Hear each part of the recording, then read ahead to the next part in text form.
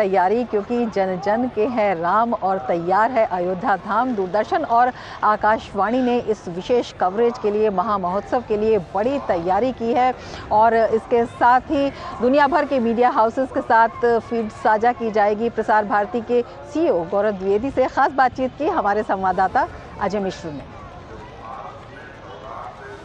राम मंदिर की प्रतिष्ठा के अवसर पर प्रसार भारती परिवार ने भी बड़ी तैयारियां की हैं। बात करने के लिए हमारे साथ हैं प्रसार भारती के CEO। बहुत बहुत धन्यवाद सर वक्त निकालने के लिए। तो आकाशवाणी और दूरदर्शन की इस भव्य कार्यक्रम के लिए क्या तैयारियां? हमारे सभी दर्शक और श्रोता अवगत हैं कि एक ये बहुत ही विराट आयोजन 22 जनवरी को अयोध्या में आयोजित किया जाएगा, जिसमें श्री राम जन्मभूमि मंदिर की प्राण प्रतिष्ठा होगी। और इस कार्यक्रम को लेकर के पूरे देश में और विदेश में काफ़ी जिज्ञासा है, काफ़ी कौतूहल है और लोग इसके बारे में पूरी जानकारी लेना चाहेंगे। तो दूरदर्शन और आकाशवाणी दोनों के द्वारा इस पूरे कार्यक्रम की कवरेज के लिए काफ़ी विस्तृत तैयारियां की गई हैं।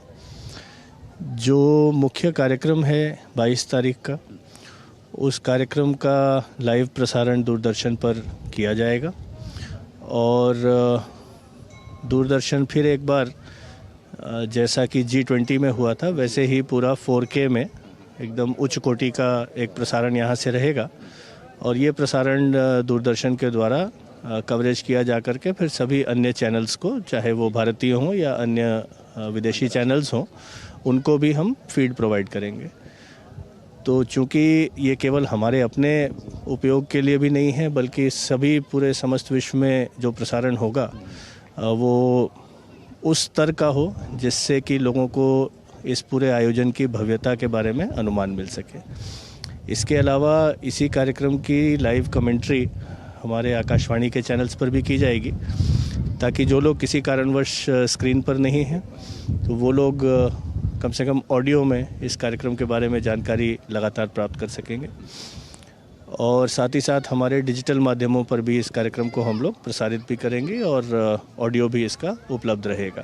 तो सर, लेकिन प्रसार भारती की अगर हम बात करें तो 99% से ज़्यादा हिस्सा जो हमारा टेरेस्ट्रियल टेलीकास्ट है उसका हम लोग कवर करते हैं। सबसे ज़्यादा रीच है, मेरे ख्याल से 100 से ज़्यादा देशों में हमारा DD इंडिया इंटरनेशनल चैनल देखा जाता है। तो क्या अंतर्राष्ट्रीय मीडिया भी G20 की तरह यहाँ प्रेजेंट रहेगा और हम लोग पूरे दुनिया तक अपनी जो विरासत है उसको पहुँचाने की तैयारी कर रहे हैं? सूचना एवं प्रसारण मंत्रालय के द्वारा एक यहाँ पर मीडिया सेंटर भी स्थापित किया जा रहा है उत्तर प्रदेश सरकार के साथ मिलकर के, और कुछ संख्या में, मेरे ख्याल से काफ़ी संख्या में जो कॉरेस्पॉन्डेंट्स हैं विभिन्न मीडिया हाउसेस के, वो लोग यहाँ अयोध्या जी में खुद भी उपस्थित रहेंगे। लेकिन इसके अलावा जो हमारी स्टैंडर्ड व्यवस्था फीड उपलब्ध कराने की है वो व्यवस्था रहेगी ही। तो जो भी चैनल्स हमसे संपर्क कर रहे हैं उन्हें हमारी नियमित जो प्रणाली है उसके हिसाब से हम फीड उपलब्ध करा देंगे।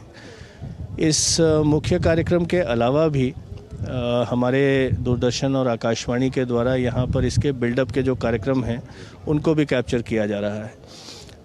1 तारीख से DD न्यूज़ पर ये कार्यक्रम शुरू हो चुके हैं और अगले 3-4 दिन में फिर DD नेशनल पर भी हम ये कार्यक्रम रोज़ आयोजित करेंगे।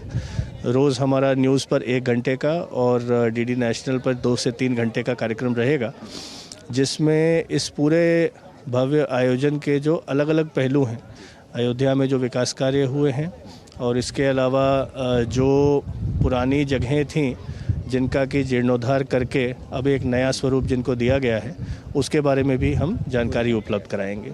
सर, एक अंतिम सवाल ये कि जब दूरदर्शन ने 80 के दशक में रामायण सीरियल का प्रसारण किया तो उसने पूरे देश को एक सूत्र में बांध के रख दिया। यहाँ भी हमने देखा कि अलग अलग स्थानों पर उसी रामायण के सीरियल को प्रसारित करते हुए लोग रात बिता रहे हैं। ये बहुत सारे लोग ये मांग कर रहे हैं कि रामायण के कुछ दृश्य फिर से एक बार दूरदर्शन पे आएँ, लेकिन ये जिस तरह से रामायण ने जोड़ा पूरे देश को, पूरी दुनिया को, शायद ये भव्य आयोजन भी इसी तरह की कुछ इम्पैक्ट क्रिएट करने जा रहा है। ये हमारे राष्ट्र की आस्था का विषय है और आस्था से जुड़े कार्यक्रम हमेशा लोगों को जोड़ते ही हैं और किसी विशिष्ट कार्यक्रम के बारे में हम ना भी कहें तो हमारी जो दूरदर्शन की भी जो हिस्ट्री है, जो हमारा इतिहास है, कि जब भी ऐसे कार्यक्रम जिन्होंने हमारी हेरिटेज के बारे में, विरासत के बारे में बात की है, चाहे वो धार्मिक विरासत हो, चाहे वो सांस्कृतिक विरासत हो, तो देश के सभी हिस्सों से लोगों ने उसको बड़े प्यार से ग्रहण किया है और हमें पूरा विश्वास है कि हमारा ये प्रयास भी उसी प्रेम के साथ हमारी जो ऑडियंस है वो ग्रहण करेगी और हमें प्रोत्साहित करेगी आगे जाकर और बेहतर काम करने के लिए। बहुत बहुत धन्यवाद सर वक्त निकालने के लिए और दूरदर्शन से बात करने के लिए। तो स्पष्ट तौर पर विकास और विरासत, तो नई अयोध्या का विकास हो रहा है और विरासत की एक नई गाथा पूरे दुनिया में जाने को तैयार है। कैमरामैन रमाकांत शर्मा के साथ अजय मिश्र, डीडी न्यूज़, सरयू घाट, श्री अयोध्या धाम।